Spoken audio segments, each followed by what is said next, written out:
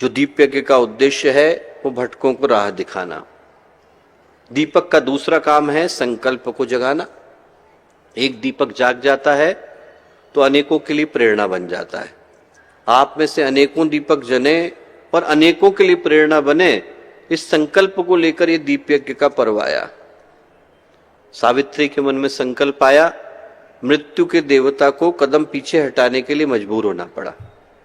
शांडिली के मन में संकल्प आया तो सूर्य देवता ने उगने से मना कर दिया। भारत की महिलाओं के अंदर दम इतना है कि उनके अंदर का संकल्प जागता है तो वो भगवान को भी अपना पथ बदल देने के लिए मजबूर कर देती। और मेरा पूरा विश्वास कि जो बहनें यहां से प्रशिक्षण को प्राप्त करके जा रही हैं, उनका संकल्प जगेगा तो भारत को छोड़ दीजिए, भारतीय संस्कृति को छोड़ दीजिए, वो पूरे युग की दिशा को बदलने के लिए मजबूर कर देंगे। यदि युग के जागरण का काम कहीं से हो सकता है तो उसी कन्या कौशल शिविर के माध्यम से हो सकता है। आज का जो दिन है वो यही याद दिलाता आया, सौभाग्य की याद दिलाता आया, संकल्प की याद दिलाता आया। ये याद दिलाता आया कि जब जब भारत की नारी जगी है तो उसने संस्कारों को देने का काम किया है।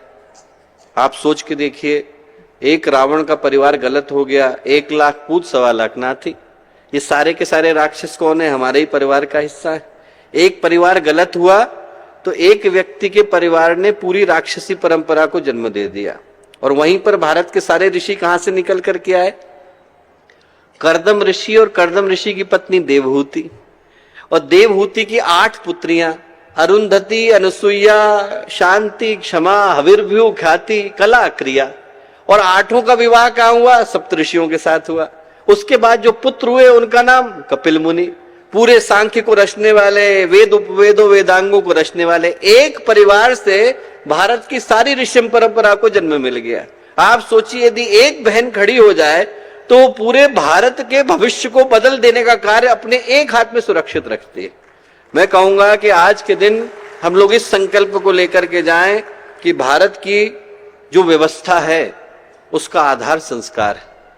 भारत को जिस कारण से सारी दुनिया में लोग जानते हैं, 80 देशों में गायत्री परिवार की शाखाएं हैं, 44-45 में हमको जाने का अवसर मिला। आप कहीं पर भी जाइए, भारत का नाम लीजिए तो भारत का नाम लेते से ही व्यक्ति के हृदय में एक अलग सा भाव आता है, चाहे वो भारत को जानता हो न जानता हो। उसके हृदय में यह भाव आता है कि यदि ये भारत से आए हैं तो इनके मुख से जो निकलेगा वो निश्चित रूप से समाज को अच्छी दिशा देने वाला निकलेगा। क्यों कहते हैं?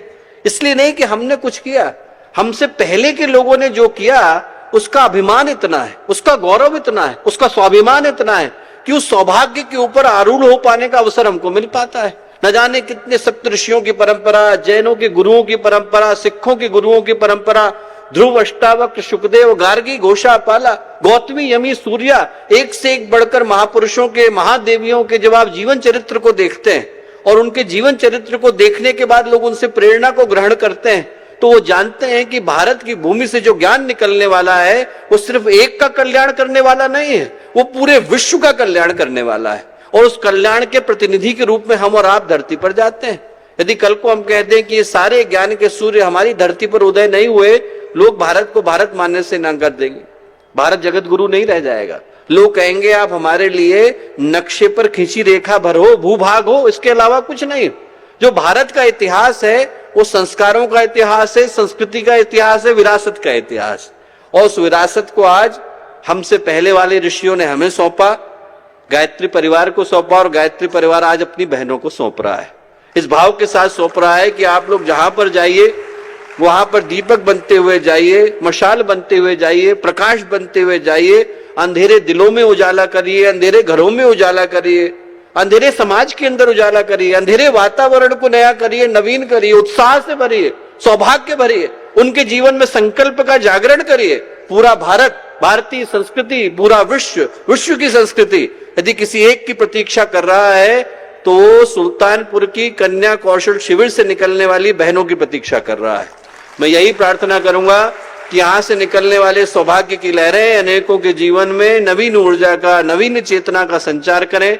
आप में से प्रत्येक के अंदर उस सौभाग्य, उस संकल्प का उदय हो सके जिसके लिए भारत की महान नारियां सदा से जानी जाती रहीं। भारत की परिवार व्यवस्था को गढ़ने का काम करें, संस्कारवान पीढ़ी को गढ़ने का काम करें, कन्याओं के अंदर कुशलता को देने का काम करें, भारत को नया करने का काम करें, भारतीय संस्कृति को जगाने का काम करें और इंसान के अंदर के सौभाग्य को जगाने का काम करें और मनुष्य को देवता बनाने का काम करें। ऐसी प्रार्थना ईश्वर से, मां गायत्री से, मां भगवती से, मां भवानी से है। आप सबके अंदर शक्ति का, भक्ति का, चेतना का, सबका संचार हो, सौभाग्य का उदय हो, दीप यज्ञ आपके जीवन में मंगल कामनाओं को, शुभ कामनाओं को लेकर के आए। ऐसी प्रार्थनाओं के साथ मैं अपनी वाणी को विराम देता हूं। सभी को शुभेच्छाएं।